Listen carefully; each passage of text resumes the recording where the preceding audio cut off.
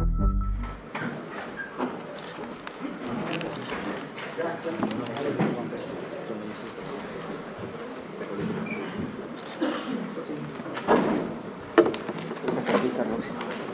buenos días a todos. Les damos la más cordial bienvenida. A nombre de la Universidad Iberoamericana, bienvenidos a esta aula San Ignacio de Loyola, donde realizaremos la presentación del libro Juntos hicimos historia, de Tatiana Cloutier. ¿Sí? Voy a ir presentando por orden de participación a las personas que nos acompañan en la mesa de honor, ¿sí? Las cuales van a dar un comentario acerca del libro, y al final la autora dará también unas palabras y después tendremos un espacio para diálogo con los participantes. ¿Sí? De nuevo, muchas gracias a todos.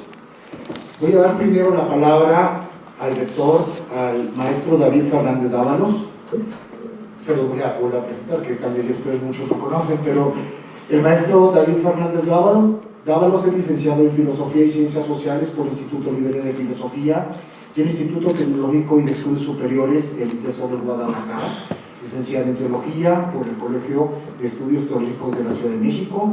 Maestro de Sociología por esta universidad. De 1990-94, fundador y director del Movimiento de Apoyo a Niños Trabajadores de la Calle Matraca. También de 94-98 fue director del Centro de Derechos Humanos Miguel Agustín Pro Juárez. De julio del 98 al 2002 fue rector del ITESO de la Universidad Jesuita en Guadalajara. Miembro del International Council of Human Rights Policy, con sede en Ginebra, Suiza. Y de enero del 2002 al 2008 fue asistente de educación de la provincia mexicana de la Compañía de Jesús. Del 2008 al 2013 rector de la Ibero Puebla, y actualmente rector de la Universidad Iberoamericana Ciudad de México, Tijuana. Le cedo la palabra al maestro de Fernández Dávalos. Muchas gracias, Raúl. Muy buenos días a todos y todas. Me da mucho gusto tener la oportunidad de iniciar esta conversación porque me da la oportunidad de dar la bienvenida a la diputada Cloutier. Es para nosotros un honor tenerla con nosotros y le agradezco esta posibilidad de presentar este libro tan ameno e instructivo que es el de Juntos hicimos historia. También quiero saludar al maestro Mario Campos, que es la cara pública de nuestra universidad en Radio 90.9, en Radar 90.9, y a todos y todas ustedes también les doy la bienvenida. Es una pena que no haya podido finalmente acompañarnos Genaro Lozano, quien estaba anunciado para esta charla, presentación del libro, pero tenía que grabar algo que no estaba previsto, no estaba en un programa que ahora graba justo a estas horas y entonces se disculpó. Comento muy rápidamente algunas impresiones y reflexiones que me quedan después de haber leído este libro de Tatiana Cloutier. Como se pueden imaginar, se trata del itinerario seguido por la autora a lo largo de su tarea como coordinadora de campaña para la presidencia de la República de Andrés Manuel López Obrador. Inicia con la invitación que le hace el propio Andrés Manuel y culmina con las elecciones de julio del 2018. A lo largo del itinerario nos va narrando qué es lo que va ocurriendo, nos va compartiendo las reflexiones que se va haciendo durante el camino, los aprendizajes que va teniendo, salpicado de anécdotas, de circunstancias, de contextos, y entonces resulta su lectura, como he dicho, una lectura sabrosa, una lectura amena, entretenida, ilustrativa. Es una pieza de interés, yo digo, por supuesto, para todos los mexicanos y mexicanas, pero es una pieza de interés para los periodistas. Hay mucha reflexión sobre la actuación de los medios y cómo inciden en los procesos electorales. Para los políticos, por supuesto, porque hay enseñanzas importantes sobre las campañas que se realizan. Es también una pieza de interés para los comunicadores, las comunicadoras, porque al trabajar con la materia prima de la política y lo político, se colorea de alguna manera importante el trabajo de la comunicación. Para publirrelacionistas también es materia de interés, y como digo, para la ciudadanía en general, porque nos permite entrever algunos de los telones de fondo que existen en procesos que aparecen visiblemente o son aparentes, pero que tienen sustratos con frecuencia que desconocemos. Describe una parte muy importante de los procesos políticos centrales en una democracia formal como la que tenemos, que son las campañas políticas, las describe, y sus componentes. Los componentes que tienen que ver con el componente propagandístico, que es probablemente el principal de los componentes en una campaña, en una democracia formal, insisto en esto, pero también el componente económico, el asunto logístico, cómo se organiza, los problemas o los asuntos técnicos, y una manera importante que refleja un poco la actitud de la autora es el tema ético, también presente en las valoraciones que va haciendo a lo largo del libro. ¿Es correcto? ¿No es correcto? ¿Conviene hacer esto? ¿Es posible? Dentro de lo que estamos proponiendo como horizonte en general.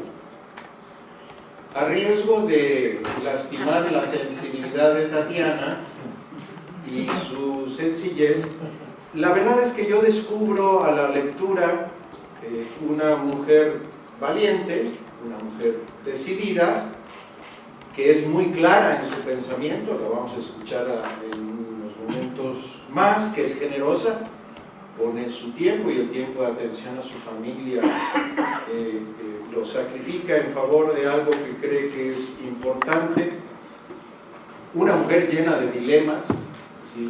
También, a pesar de su claridad, tiene que constantemente preguntarse cosas sobre decisiones. Una mujer llena de dilema como cualquiera, comprometida realmente con el cambio en el país, con la idea de hacerlo más justo, más equitativo, más transparente, menos corrupto.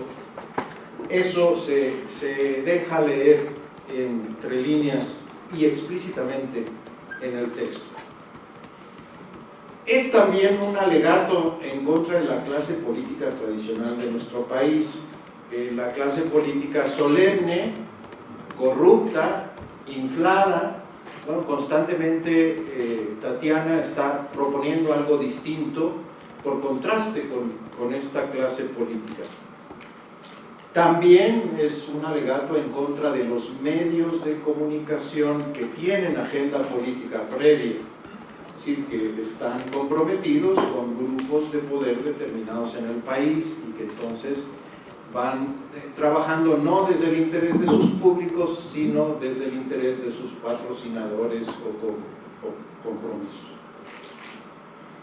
Es una mujer que tiene igual muy claras sus prioridades y entonces tiene que tomar determinaciones entre sus tareas familiares y las tareas políticas de responsabilidad y busca combinarlas, cosa que es muy difícil para las mujeres en nuestro país. Algunos puntos que me resultaron a mí de interés particularmente, diciendo que tienen que ver pues con todos los ámbitos profesionales a los que ya me referí. Algunos puntos que me resaltan: primero, la relevancia de las redes digitales, es decir, constantemente está señalando la autora la importancia que jugaron y que juegan las redes digitales sociales en el tema de las elecciones y en el tema de los consensos y de los disensos, de las discusiones políticas en el país. me resonaba, aunque ella escribió antes, por supuesto, pero les recomiendo, si pueden leer de Alessandro Barico un libro que se llama The Game, el juego, así en inglés se llama, está en español, en donde sostiene, ya no hay dos realidades, la realidad real y la realidad digital, porque esa es una visión que tenemos los baby boomers, los que tenemos más de 50 años, que son distintas las dos. Dice, no es cierto, es una sola realidad con dos motores que la dinamizan y que la empujan. Eso queda claro al leer el libro, pues, cómo están mutuamente implicadas esta dimensión de la realidad física y la realidad digital. Luego, otra reflexión interesante, otro punto de interés, la utilidad de la sátira y del humor. ¿Sí? Hay un capítulo incluso que se llama El que se enoja pierde. Y es sabiduría popular, pero es cierto, cuando ya te enojaste es que ya te sentiste impotente y avasallado o avasallada. Es antisolemne. Recuerden que hay un dicho que dice más feo de lo que voy a decir, pero dice que no hay tarugo que no sea solemne. Y sí es cierto, siempre la solemnidad quiere ocultar un poco la fragilidad y la incompetencia. Entonces es antisolemne, le gusta el sentido del humor, vieron sus acertos constantemente a lo largo de la campaña. La claridad, decía, también en el logro del objetivo, y lo demás es secundario, que si me sacaron la lengua, que si no llegaron a tiempo, que si lo que sea, es absolutamente secundario respecto del objetivo principal. Y eso lo tiene clara la coordinadora de campaña, y lo va dejando igual, pues, es decir, lo secundario es secundario, ¿no? Lo principal va en el centro.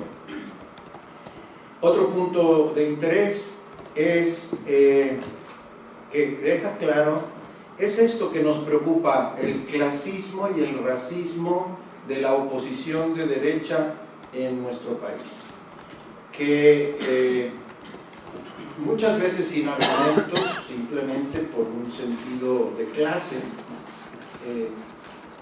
critican o tienen posturas absurdas, como decirle el señor López, pues todos somos López en México, pues, pero con eso se señala una postura de clase, o decir que ni parece mexicano, que parece más bien tabasqueño. Eso también es una postura racista, y eso está presente a lo largo de la campaña, y está presente en muchas de las críticas y expresiones que ahora la oposición de derechas está teniendo. Eso está presente desde la campaña y sigue presente acá. Otro punto es poner por encima el bien común y el bien mayor en el equipo de trabajo, en el contexto de una campaña. Es esto mismo de tener claro el objetivo y lo demás secundario, es cuál es el bien mayor ahora, cuál es el bien común. Aprender a escuchar es otra cosa que constantemente está señalando. No podemos responder si no oímos antes. No podemos ser pertinentes si no escuchamos, y es una enseñanza también para nuestra universidad. La ofensiva del poder económico en contra del proceso de la campaña también está subrayado en algo que se llama ahí guerra sucia, que tiene que ver con el desafuero, con acusar a Nestora Salgado de secuestrar personas, o en el primer debate, cuando salen algunas acusaciones sin fundamento, igual. Y el papel de los jóvenes. El papel de los jóvenes es otro punto muy importante, señalado constantemente. En realidad, uno visiblemente ve que los simpatizantes de Andrés Manuel durante la campaña eran personas de la tercera edad. Y uno iba a ver y eran puros viejitos y viejitas, ya eran las fuerzas vivas de López Obradorismo. Pero en realidad la campaña la hicieron los chavos a través de las redes sociales y sensibilizaron muchos grupos alrededor, y eso nos lo deja claro Tatiana en el libro. La política como el arte de tragar sapos sin hacer gestos es igual algo que aparece ahí. En fin, estos son asuntos relevantes, por supuesto. Tiene una postura política, quien escribe, pues es coordinadora de campaña de uno de los contendientes, y esto es lo que nos transmite que ella vivió acá. ¿Qué enseñanzas saco yo después de leer? Y con esto ya, no, todavía es lo penúltimo. ¿Qué enseñanzas estoy sacando de haber leído? Algunas ya las dije. Pero primero, la importancia del trabajo en equipo. Y entonces, la construcción de las cosas importantes siempre es colectiva, colegiada. No hay individualismos cuando se trata de algo importante. Aquí y en China. Pues, el trabajo en equipo es fundamental, y en el trabajo en equipo uno tiene que negociar y como abnegar los propios egos y todas estas cosas. Segundo, ya lo dije, la importancia de la comunicación digital en este momento. Los baby boomers, los mayores de 50 años, solemos pensar que es menos relevante si aparece en las redes sociales que en los medios formales como televisión, radio o en la prensa escrita. Eso ya no es así, y no sabemos manejar nosotros realmente las redes electrónicas o digitales. Tercero, es la necesidad de, en una estrategia, diversificar las relaciones, las tácticas, las alianzas lo más posible. Cuarto, el trabajar la comunicación personal. Eso no se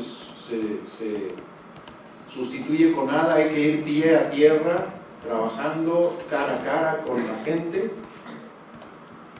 Y otra cosa importante que tiene que ver con el trabajo en equipo y ponerlo central en el centro es ajeno a las distintas candidaturas particulares, es decir, sin compromisos con los políticos concretos, sino encabezando un proyecto, llevando adelante un planteamiento. Bien, estas son las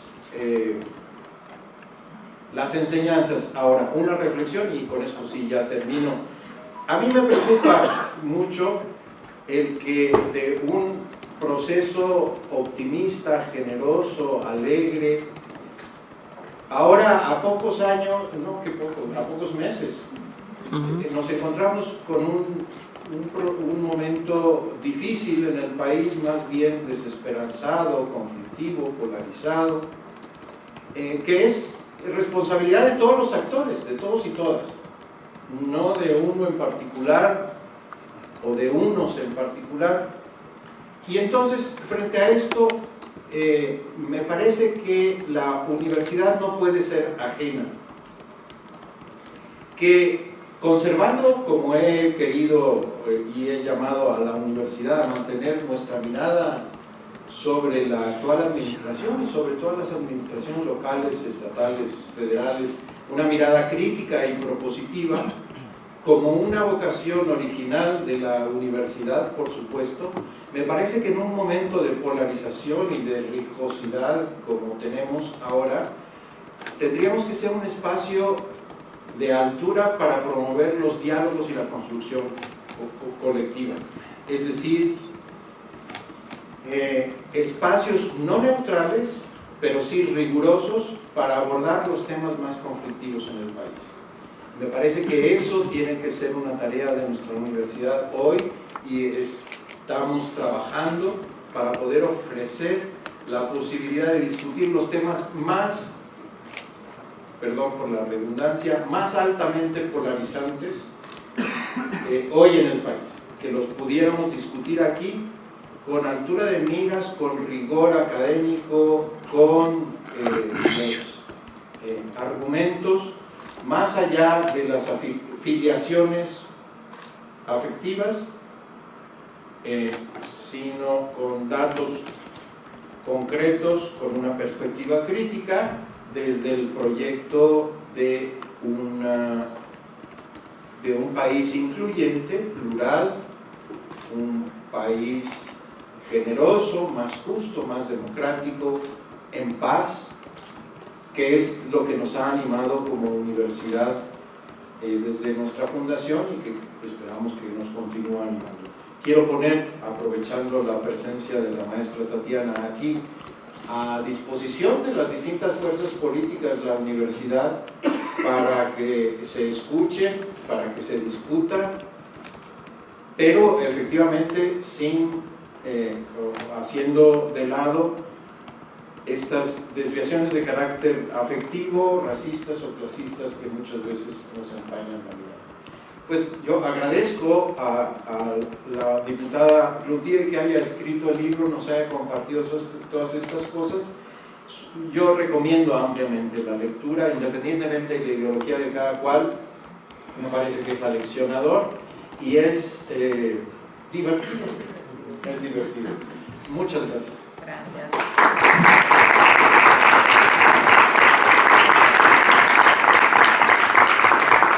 Muchas gracias al rector de la Universidad Iberoamericana por sus palabras. Ahora les voy a presentar al maestro Mario Campos Cortés, miembro de la comunidad universitaria. Gracias, Mario. Politólogo y periodista, conductor de Radar 99, espacio matutino informativo de Ibero 90.9, titular de la agenda pública en Foro TV y en el Círculo de Justicia TV, colaborador de Político.mx, ex titular de la primera emisión de Antena Radio del IMER y es director del Sistema Nacional de Noticieros del IMER, es director de información del Proyecto 40, es director también de la editorial de Más por Más, es colaborador en El Economista, en Imagen, en El Universal, Excelsior, entre otros medios. Ha obtenido el máster en gestión de la comunicación política y electoral por la Universidad Autónoma de Barcelona, politólogo por la Universidad Iberoamericana, diplomado en análisis político-estrategio y en campañas electorales por la Universidad Complutense de Madrid, la Universidad Iberoamericana y el Colegio Nacional de Ciencias Políticas, profesor actual de la Universidad Iberoamericana y profesor en diversos posgrados en comunicación política. Es que con ustedes, Mario. Muchas gracias.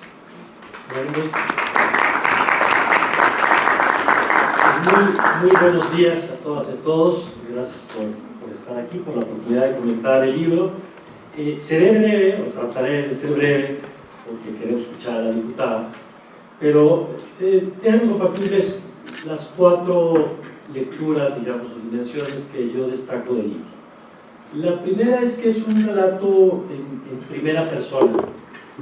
Y en política, que hay algunos de mis exalumnos, de algunos alumnos también actuales, en política no siempre tenemos la oportunidad de asomarnos a lo que pasa detrás de la puerta. Un poco, normalmente lo que vemos es como ir al restaurante, lo que te sirven, y no tienes la entrada o la mirada de la cocina. Y el libro es una invitación a la cocina de la política, y particularmente a la cocina de la campaña presidencial, por lo que coincido con el rector, que ya nada más por ese hecho pues vale la pena sumarse, así sea por el puro morbo, de ver qué pasa detrás de lo que vemos. Y además es un relato tan cercano en el tiempo, pues que uno va reconociendo momentos, y entonces te acuerdas lo que viste en la tele, y el debate, y el Ricky Ricón Canallín, y la cartera, y todos los capítulos que los traemos frescos, pero ahora los puedes ver desde la mirada de la coordinadora de la campaña. En ese sentido, yo creo que este libro se suma a otros textos, por ejemplo, como el que hizo Cate de Artigas con 3 candidatas presidenciales, como Josefina Simota, Patricia Mercado y Cecilia Soto, que es otro contexto, son entrevistas después, pero 3 mujeres ex candidatas presidenciales, que también te permiten entender otras dimensiones de la vida política y pública que normalmente no vemos. Algo que me llamó la atención, yo en algún momento cuando empecé la lectura tenía la duda de si lo había escrito o no, porque pues, en lo política no sabemos que hay editorialistas que no escriben sus artículos y hay autores que no escriben sus libros. Y cuando lo empecé a leer, dije, pues esto lo escribió Tatiana Cloutier porque está escrito como ella habla, ¿no? Y lo digo en dos sentidos, desde el uso de expresiones, pero también en algo que tiene Tatiana Cloutier, que sí es este desentone de lo político, de las formas políticas, que también tiene que ver, yo creo, que con el asunto norteño, que luego para las sensibilidades chilangas, que todo lo pedimos por favorcito, y me encanta la expresión más chilanga de todos, ¿te puedo hacer una pregunta? Si ya te la estoy haciendo, pero hasta eso te pido permiso. Y entonces eso contrasta de pronto con el tono de la franqueza norteña, que dice las cosas de otra manera, y que además en política todavía es más raro ver esa franqueza para decir cosas. No les voy a contar el chisme para que ustedes compren el libro, pero las cosas tan feas que dice Cuauhtémoc Blanco, por ejemplo, otro político, otra política, pues no las andaría escribiendo que le haya pasado, pues porque no sabemos si el día de mañana va a tener que tratar con Cuauhtémoc Blanco otra vez, y la experiencia va a ser igual de desagradable que la vez que cuenta en el libro. Pero es interesante porque Tatiana Cloutier escribe un poco como jubilada. Decía alguna vez José Carreño que el tema, por ejemplo, de la despenalización de la marihuana era un tema de expresidentes, no de presidentes. Que del presidente nadie le entraba al fondo, pero ya el expresidente podía hablar lo que quería. Bueno, Tatiana Cloutier escribe un poco como jubilada de la política, porque no se lee en el libro el cálculo, que por cierto no creo que esté jubilada de la política, para nada, pero lo escribe sin hacer el cálculo de qué pasa si yo regreso al rato y tengo que hablar con fulanito, ¿no? Y eso es una cosa que se agradece, insisto, en una parte de la política que está normalmente muy maquillada y nos muestra una cara muy construida y no la auténtica.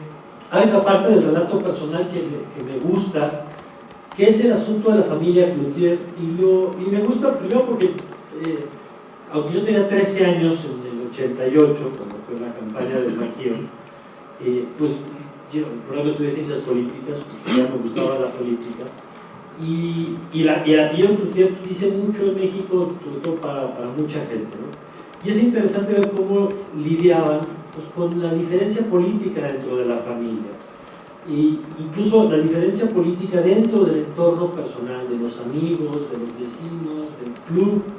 Y es interesante porque creo que hay una parte donde la dice así, y no solo la dice una vez, sino que lo muestra varias veces, que es un poco la necesidad de no poner la vida política por encima de la vida personal, ya sea en el entorno de la familia, pero también en el entorno de las relaciones con la gente que uno quiere. Y en este ambiente que decía el padre de polarización, creo que una de las lecciones es que ninguna campaña vale pelearte con tu familia, y eso no implica dejar de renunciar a lo que tú crees ni ser firme en lo que tú crees, pero tampoco tiene sentido dejar de seguir y bloquear y pelearte con tu amigo porque él votó por López Obrador, no, o al revés, porque hay que aprender a gestionar eso, y creo que lo diga la coordinadora de la campaña pues es un buen recordatorio que si los profesionales de la política lo tienen presente, la coordinadora de campaña, pues con más razón nosotros no deberíamos volver personal en ese plano, digamos, sin renunciar a lo que uno cree, pero no volver personal los temas. Los otros tres elementos que me gustan son, hay una construcción del libro que no está así escrito, pero te lo va contando a lo largo de los capítulos del personaje, y ahora hablo del personaje López Obrador. Yo veía la campaña y había momentos de la campaña que fueron incluso algunos criticados cuando López Obrador persigue una paloma, ¿se acuerdan? Que todo el mundo dijo cara de ¿qué le pasa? ¿No? Y luego una faceta de liberando tortugas y cantándole a su esposa. Y era, en algún momento yo dije, a ver, esto está muy bien hecho y el libro lo confirma, aunque no fue tan premeditado como yo me hubiera imaginado. Pero claramente hay una construcción de un López Obrador donde esa cara de López Obrador no podía ser el peligro para México. O sea, ese señor persiguiendo la paloma, o ese señor liberando tortugas, no podía ser el malo de Malolandia que le estaban contando a la gente por otro lado. Y eso es interesante porque las campañas, siempre las campañas se tratan de personajes. No estoy diciendo que el personaje sea diferente a la persona, porque primero yo no conozco a la persona, pero lo que cuenta la diputada Cloutier es que la persona se parece bastante al personaje en su trato, en su vida cotidiana, pero al final los que votamos no votamos por la persona, no la conocemos, votamos por la imagen que tenemos de esa persona, que así es la vida pública, no nos alcanza para andar conociendo a cada político en persona, pero sí para construir una idea de cómo creemos que son.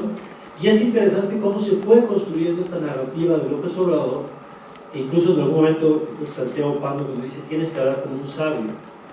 Y sí, es consistente en las diferencias de López Obrador 2018 contra López Obrador 2006, se parece a retos más al López Obrador 2012 de la República Amorosa, pero que en ese momento nadie le creía, que si este no se parece al del Plantón. Ya el del 2018 se parece más, y el presidente se parece mucho más al discurso del candidato López Obrador, de la amnistía, de abrazos no balazos, y todas esas cosas que nos han. Luego, además de la construcción del personaje, me parece interesante la narrativa. O sea, un poco cuál era la historia que contaba la campaña.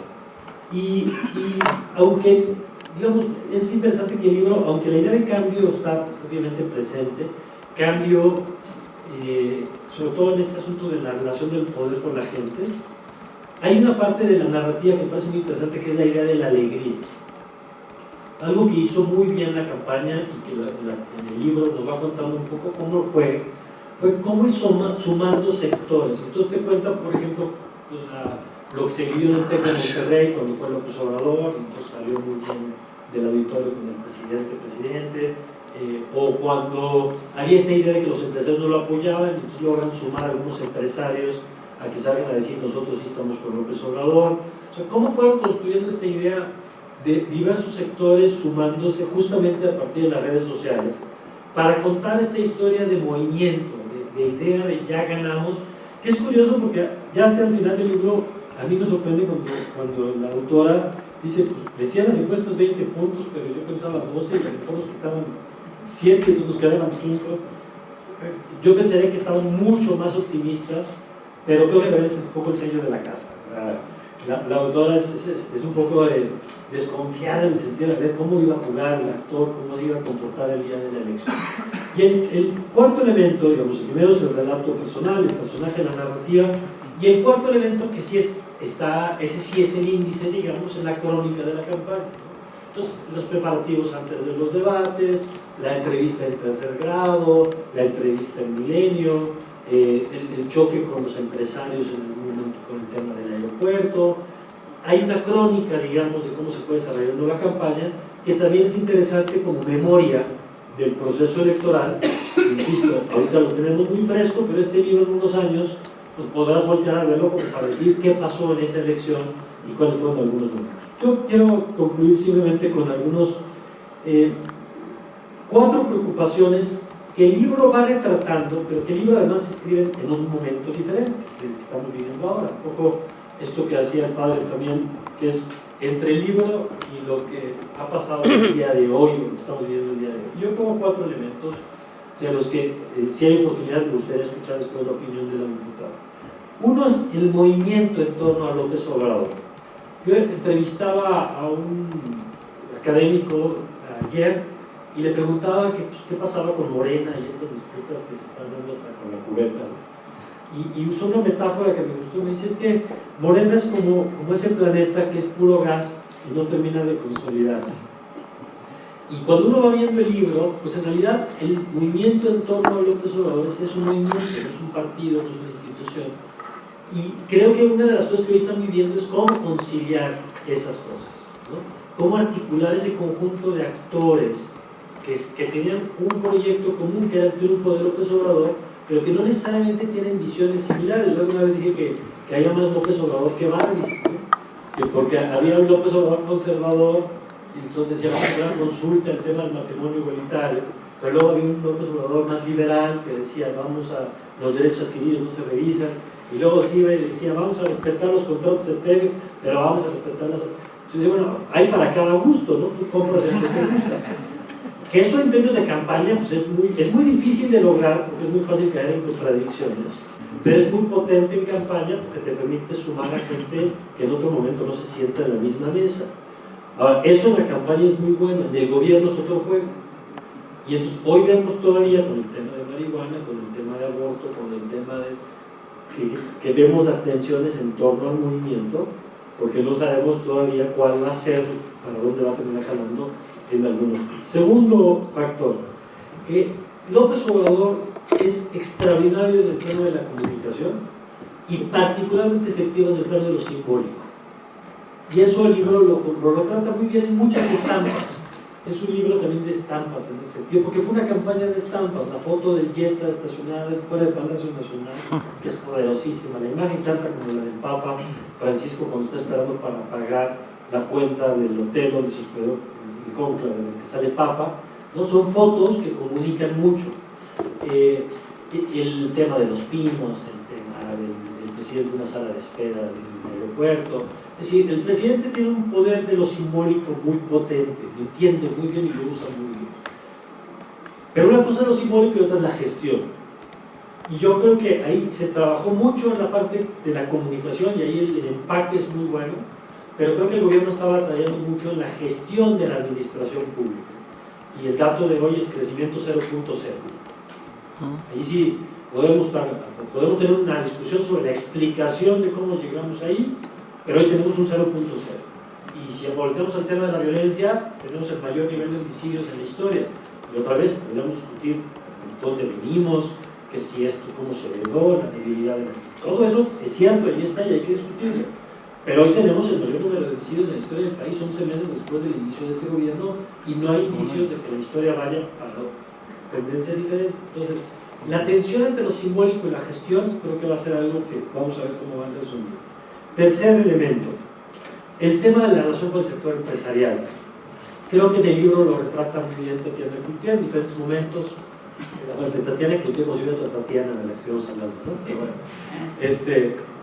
lo retrata bien las tensiones, y yo creo que el aeropuerto, que es un capítulo que menciona, a ver si no marca este sexenio mucho más de lo que el presidente quisiera y de lo que quisiéramos todos. Y lo digo incluso por el empeño de sacar Santa Lucía. Yo no soy particularmente fan de Texcoco, pero sí veo que ese tema, hoy que platicaba con gente que está cerca de la industria, de las aerolíneas y todo esto, ese tema está atoradísimo y van a tener que ver cómo lo destraban, que es en general la relación con el sector privado. Y el cuarto y último elemento es el tema de la relación con la sociedad civil. Como cosa curiosa, en dos momentos del libro yo estaba presente en cosas que menciono. Fue muy raro de pronto que decir, mira, yo estaba ahí en la cena en la casa de Nacho Lozano, donde dice que un grupo de periodistas ya hacíamos preguntas de acoso violento. Y claro que una de las cosas que le preguntamos es, ¿y no le dice a López Obrador que está mal pelearse con la sociedad civil? Y ya como para tarjeta de presentación dijo, pues sí le digo. Y pues le preguntamos, ¿y qué dice López Obrador? ¿Qué importa lo que diga, lo importante lo que hace? Y se sigue peleando, pero pues yo le digo, ¿no? Y todo muy bien porque pues, con eso ya no sé, ya para qué le decimos, pero ya, pues, ya nos dijo que ya le dijo, ¿no? Pero la pregunta era, ¿escucha o no escucha? Creo que sigue siendo la pregunta que ¿escucha a quién escucha, cómo escucha? Pero bueno, yo tengo claro que el presidente sé, no quién está alrededor, y pues, por eso votó y tendrá que tomar decisiones y asumir los costos de sus decisiones. Pero me parece que el tema de la sociedad civil no está resuelto. Lo estamos viendo hoy con la elección de la presidencia de la Comisión Nacional de Derechos Humanos, donde tenemos muchos el temor de que termine alguien a modo y perdamos esa institución. Es una cancha del Senado, no de diputados, pero así como ese viene la Suprema Corte de Justicia en estas semanas, y hay que ver quién queda en la Suprema Corte, en la Rectoría de la UNAM, que va por otro lado, pero tenemos unas instituciones así. Finalmente, yo creo que es un trabajo interesante que sí aporta no solo el libro, sino lo que retrata el libro, una manera de intentar hacer distinta la política en el país. Sí creo que el funcionamiento de las redes no funciona por un asunto nada más de marketing o de estrategia, sino porque sí pasa por tener nuevos lenguajes, por tener sentido del humor, por entender los códigos en los que hoy nos comunicamos, y en ese sentido la campaña fue muy exitosa. Yo creo que ha habido dos campañas exitosísimas en México, una de Fox en el año 2000, que generó un ánimo extraordinario en el país, que permitió la primera gran alternancia con lo que significaba sacar el PRI de los pinos, y la otra gran movimiento es lo que significa llevar el primer gobierno de la izquierda después de 3 elecciones presidenciales, con todo lo que significó en su contexto, ¿no? Entonces ese sería mi comentario. Y una pregunta, ¿cuándo acaba su hijo la prepa? Ay, yo lo que quiero saber. Bueno, Pues yo nada más, a ver, Voy a estar presentando física. ahí nada más les paso el chisme, que dice en el libro pues, que la invita al gabinete y eso es público. Hay una invitación que no dice cuál era, pero la otra es la subsecretaría de Gobernación, y dice, pues estaba yo que traerme a la familia acá y quedarme en la diputación, y pues, como 2 años se quedó en la diputación. Pero en el momento dice, bueno, pero no es un no para siempre, es un no ahorita, espérame, y dice, cuando termine mi hijo la prepa. Entonces a lo mejor ese examen de física de hoy tiene más consecuencias de las que ya Gracias.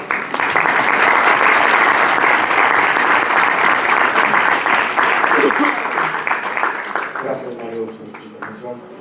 Ya lo habían comentado el padre rector, el maestro Genaro Lozano se disculpa, estaba invitado, pero tuvo un compromiso profesional y pues da una disculpa por no estar presente. Ahora, pues bueno, vamos a dar la palabra a Tatiana Cloutier. Voy a hacer una pequeña semblanza. Tatiana Cloutier es licenciada en lengua inglesa por el Tecnológico de Monterrey y maestra en Administración Pública por la Universidad Autónoma de Nuevo León. También ha recibido capacitación sobre gobernanza y perspectiva política para México en la Universidad de Harvard. Ha sido conferencista en varios institutos de educación superior, incluyendo la Universidad de Berkeley en California y el London School of Economics en Reino Unido. Dentro de sus actividades en organizaciones de la sociedad civil, fue fundadora de Asociación Civil Evolución Mexicana. También ha participado en el Centro de Defensa de Derechos Humanos CADAC en Nuevo León y el Grupo San Ángel en 1994. En su trayectoria política fue candidata ciudadana a la alcaldía de San Pedro en el 2009, diputada federal en la 59 legislatura. En las elecciones del 2018 fue la coordinadora de campaña del presidente Andrés Manuel López Obrador. Actualmente es diputada y co-coordinadora del grupo parlamentario de Morena en la 62 legislatura. Damos la bienvenida y la palabra a Tatiana.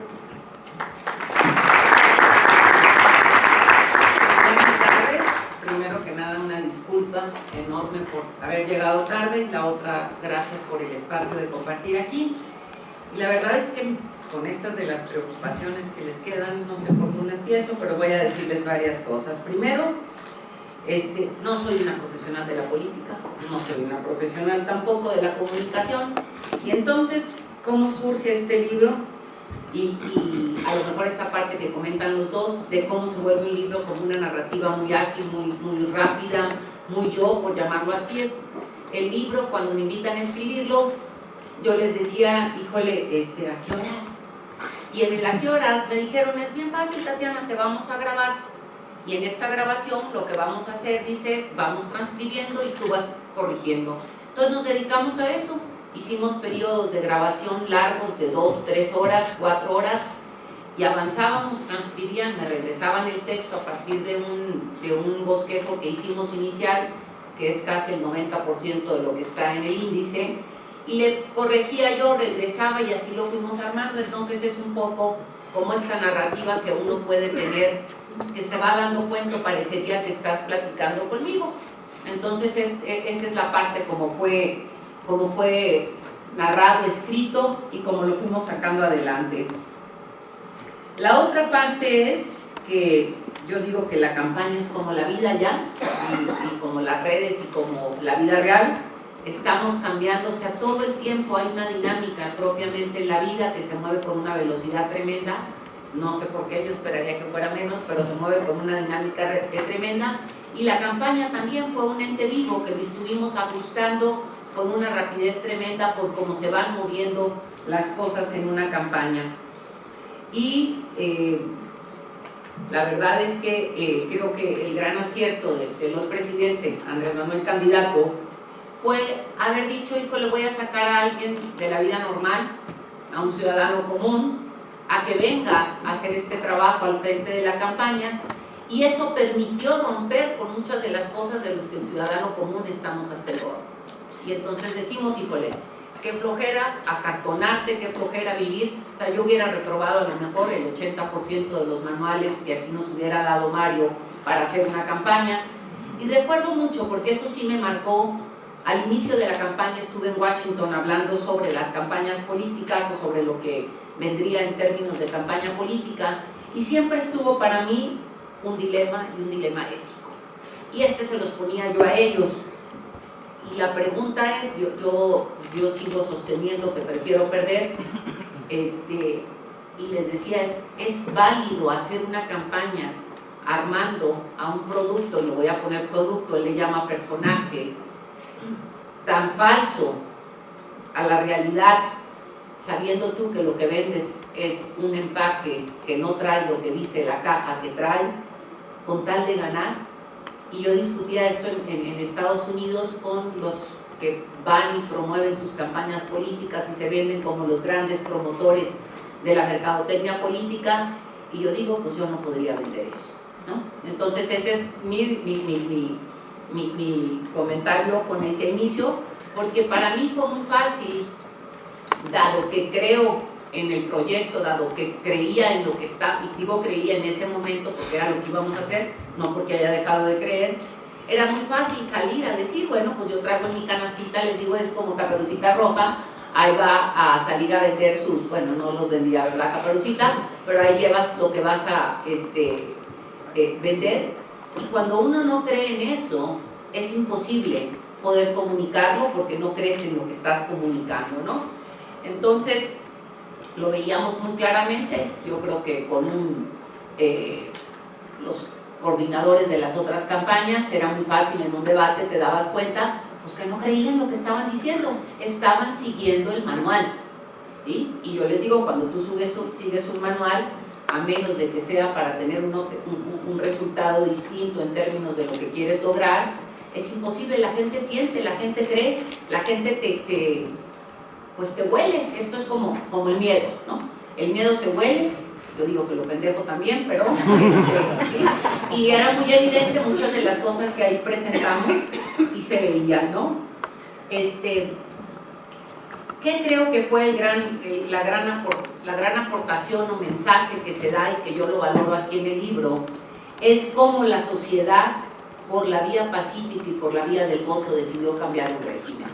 Y eso yo lo pongo en la mesa una y otra vez, que no tenemos, porque lo voy a vincular luego con las preocupaciones, no lo vemos con el valor que tiene, porque vemos ahorita y volteamos a ver el mundo y vemos cómo el mundo ha transitado de una cosa a otra. Y cuando yo digo que este gran valor de por la vía pacífica y por la vía del voto no significa que no existiera inseguridad, que son distintos los temas, aunque podría traer uno algo del tema de lo no pacífico, es fundamental entender que la sociedad le dijo a la clase política, como lo has venido haciendo, ya no.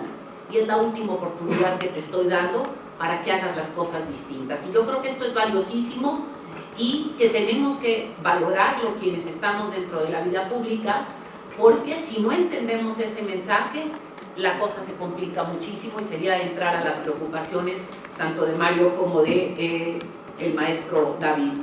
Y creo que aquí es parte de lo que a mí me gusta más del libro, que es la parte de la pregunta final, que ahorita entraré en ella. También lo que narramos aquí, bueno, es el dilema otra vez de las redes sociales o de las campañas. ¿Se vale usar mentiras para difamar al otro o no? Y este era un tema donde a veces me decían, híjole, métele, o sea, y me acuerdo porque salió una cosa que siempre la platico, saquaron unos videos sobre José Antonio Meade con una novia y con un hijo en Guadalajara. Y yo les decía, híjole, la verdad es que ni aunque sea algo para denostar y que me pudiera aparentemente beneficiar, hay que hacerlo. Y yo les decía, la verdad, esa mujer está muy desgastada ya. Yo la he visto con 4 campañas pegadas con el mismo niño, la misma ropa y con diferente pelado, ¿no? Les digo, ya siquiera sean más creativos y cámbienle, ¿no? Y creo que no se vale, y es cuando me regreso al dilema yo creo que no se vale. Y ahorita todavía, o sea, aunque sea algo que aparentemente te beneficie, y lo puedo poner en marcas, ¿no? Como a veces vemos que una marca te dice y saca que abriste un refresco y que salió en una cucaracha, y la usa la otra marca indirectamente para aventarlo y generar. Y yo digo, híjole, en la vida no lo pensamos así, pero la energía que le aventamos, como decía Alberto Cortés, la ley de gravedad es bien fácil, ¿no?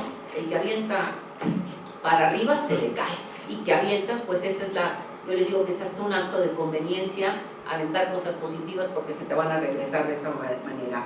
Y aquí entro a Berlín, a una de las cosas que ocupa un tema muy pequeño, digo, un capítulo muy pequeño en el propio libro, que es el dinero, los empresarios, la difamación, de dónde vino, cómo vino y todo este engranaje que se da a partir de lo que nosotros denominamos aquí la calle Berlín, de todo un tema que difamaba a Andrés Manuel, candidato, y que yo lo sigo pegando con la historia de hoy, y otra vez hablo, porque lo vuelvo a pegar a las preocupaciones. No nos damos cuenta como sociedad y como humanidad que creamos en el lenguaje. Y cuando hablamos de que creamos en el lenguaje, estoy diciendo no somos responsables de lo que decimos, lo que hacemos y lo que estamos creando en el mundo virtual. Y yo les digo que hasta por conveniencia vale la pena crear un mundo más armonioso, no negado de la realidad, para poder empezar a construir a partir de lo que estamos construyendo con lo que decimos.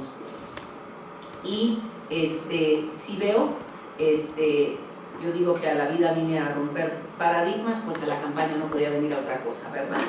Entonces, y en eso, otra vez el acartonamiento propio de lo que la gente ya, o sea, otra vez yo les digo, ¿cómo se explica la economía? ¿Cómo le explicas la economía a un ciudadano común? Pues yo les digo bien fácil, vas al súper con la misma cantidad y pues al principio te ayudaban con el súper, luego lo puedes cargar solo y al último pues tú le ayudas a otro a cargar porque la lana no alcanza, ¿no? Entonces no necesita uno hacerle entender o quererte mostrar muy sabiondo para poder estar a otras alturas y sentir que así la gente lo va a captar. La gente es más sabia en ese sentido, requiere ejemplos prácticos para poder entender una cosa y otra. Entonces de esto hablamos en el libro y empiezo de alguna manera a hablar de lo que nosotros hicimos de la mirada a la cocina, pero de las cocinas nuevas. Los restaurantes nuevos, la cocina es abierta. La gente no quiere saber si el cocinero se está rascando el pie o el pelo y luego le mete la mano a la cocina, ¿verdad? No, la gente lo quiere ver y entonces es transparente que aquí hay limpieza, que aquí estamos cocinando y que aquí no hay nada que esconder. Igualmente ese fue el tema de la campaña y dado que no soy una profesional en esto, pues nunca me han dado cuidando de lo que voy a decir o no, porque pues no tengo asunto y mi agenda es la agenda de lo que... ¿sí? Y creo que de eso la gente también lo huele, la gente lo ve, lo vive y la gente no quiere que nos regresemos al pasado. Y lo pongo porque voy a entrar ahorita en a lo mejor empezar a contestar de las preocupaciones. Decía el maestro David que le preocupa esta parte de lo que se generó de esperanza y esta parte de lo que viene hoy en día. Yo le voy a aceptar enormemente esta parte de entrar a la agenda de los diálogos, porque me parece fundamental entrar en 3 diálogos que vienen al final del día a construir lo que es la paz. Y cuando digo construir la paz, la construcción de paz, y yo digo, bueno, ¿desde dónde se empieza a construir la paz? En Culiacán, mi familia ha abierto una fundación que se llama la Casa del Maquio, la dirige una de mis hermanas, y ellos trabajan en la construcción de paz, y le digo, para poder construir paz, para hacer hay que parecer, ¿sí? Y le decía, la primera que tienes que mostrar que tienes paz eres tú, porque tú no puedes ir a hablarle a alguien que quieres construir paz, con un acelere, ¿no? Porque digo, espérate tantito, o sea, uno tiene que ser responsable de lo que va a ir a vender, si no, cámbiate de producto, porque si no, no lo vas a vender. Entonces, en este sentido, yo, para esta construcción de paz, yo le entro al tema de la legalización de las drogas, al tema de la migración y al de dinero de partidos políticos. ¿Por qué? Porque esto de alguna manera nos lleva en indirecto directamente a construcción de paz, por diferentes caminos, o a ruptura de paz y a otra vez a esta fragmentación que se da en el país constantemente, en donde a unos los vemos invisibles o los seguimos haciendo invisibles y cada vez es más evidente que los invisibles no existen y lo estamos viendo en muchos países de América Latina. Entonces les digo que nos conviene ver lo que aparentemente es invisible porque ya no se puede sostener sin verlo y tenemos que actuar en consecuencia. Y aquí empezaría tal vez a responder a esta parte de las preocupaciones de Mario.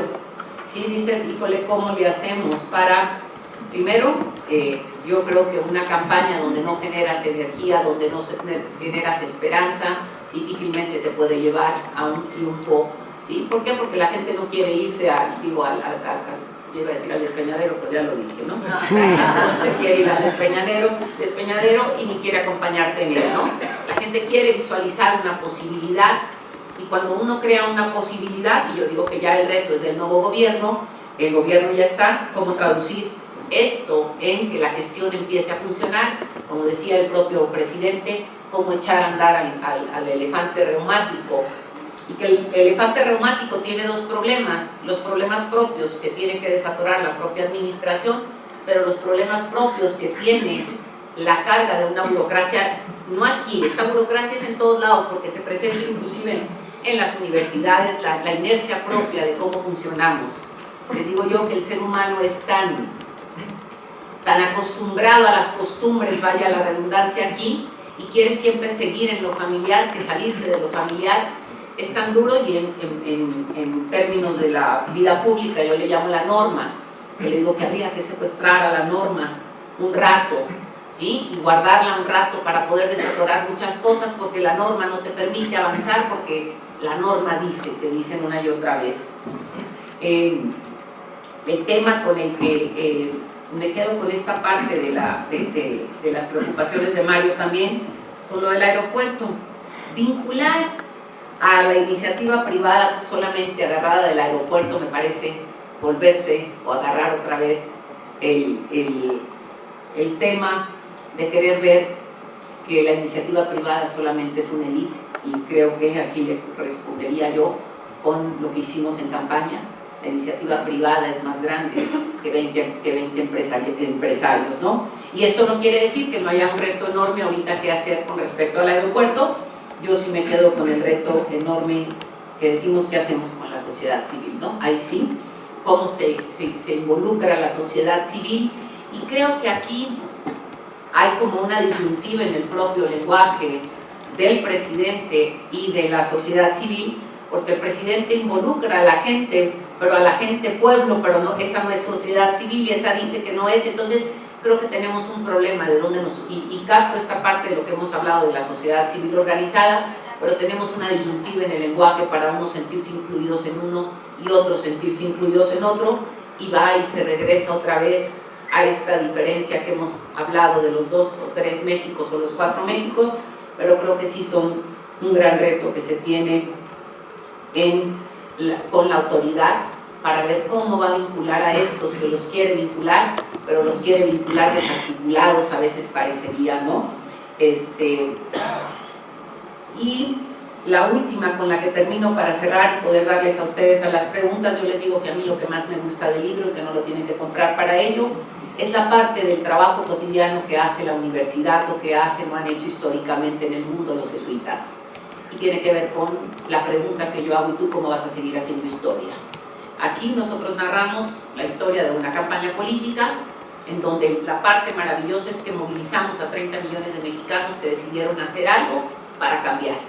Mandar un tuit, hacer un dibujo, platicarle al vecino, tocar una puerta, convencerse, decir es necesario hacer esto para esto, y tenemos la gran oportunidad de eso que hicimos en campaña seguirlo haciendo. Y cuando digo haciéndolo, cada quien decide cómo, es decir, cómo me sumo para saber qué hace mi alcalde, cómo me sumo para saber qué hace mi regidor, mi diputado, etcétera, etcétera, o cómo me siento a construir en el café para cambiar a México en un café, levantarme y luego volverme a quejar en 3 o en 6 años. Y eso es lo que no nos podemos dar el lujo, y no nos podemos dar el lujo, y menos ustedes como jóvenes, porque de esto depende el futuro de ustedes. El de nosotros, pues ya como quiera, ya me lo hicimos, ¿verdad? Ya nosotros ya vamos de salida, pero ustedes no. Entonces, hasta en el acto más egoísta de ustedes mismos tendrían que hacerlo para decir cómo voy a seguir haciendo historia. ¿A qué me voy a sumar? Y yo les digo que la primera manera de empezar a hacer historia tiene que ver con pagar impuestos. ¿Por qué? Porque entonces me duele. ¿En qué se usa mi lana? ¿En qué le están usando? Y entonces me vinculo. Ustedes no tienen un municipio, aquí le dicen delegación, pero ¿cómo me vinculo? ¿Cómo le estoy haciendo?